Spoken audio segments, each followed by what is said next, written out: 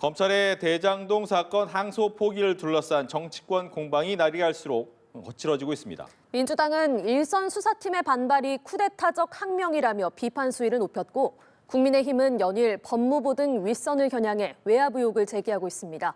국회 취재기자 연결해 보겠습니다. 홍사연 기자.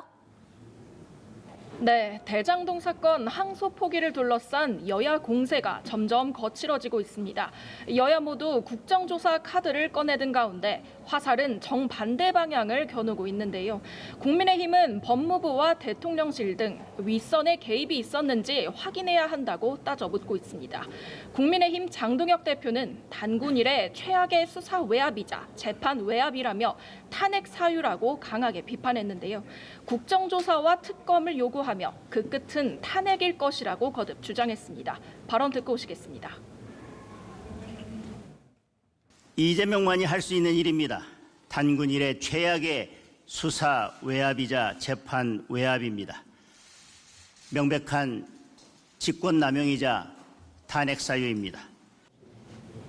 탄핵 대상으로 누구를 지칭한 것인지에 대한 취재진 질문에 장 대표는 누가 관여했는지 밝히면 될 일이라며 이 대통령까지 보고받고 묵인했다면 탄핵 사유라고 생각한다고 답했습니다. 국민의힘 의원들은 오늘 오후 의원총회도 열었는데요. 송원석 원내대표는 정성호 법무부 장관이 오전 도어 스태핑에서 외압을 자백했다고 생각한다며 사퇴를 촉구했습니다. 반면 민주당은 윗선 개입 의혹을 일축하며 항소 포기에 반발한 일선 수사팀을 겨냥해 쿠데타적 항명이라고 목소리를 높였습니다.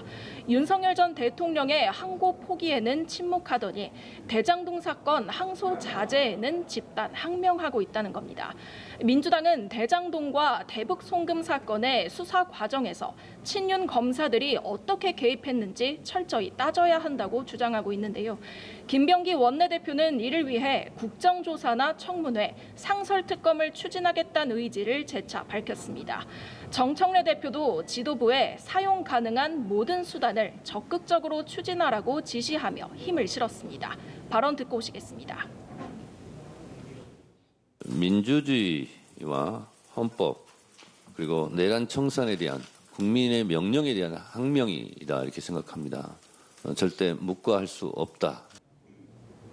항소 포기와 관련해 여야는 법사위 긴급 현안 질의 개최를 놓고도 팽팽한 신경전을 벌였습니다. 국민의힘 법사위원들은 내일 전체 회의를 열고 여야가 각자 요구하는 증인을 4명씩 출석시켜 진실을 밝히자고 촉구했는데요. 추미애 법사위원장은 증인 출석을 일주일 전에 요청해야 함에도 국민의힘이 당장 내일 증인 출석을 요구하고 있다며 무리한 요구라고 일축했습니다.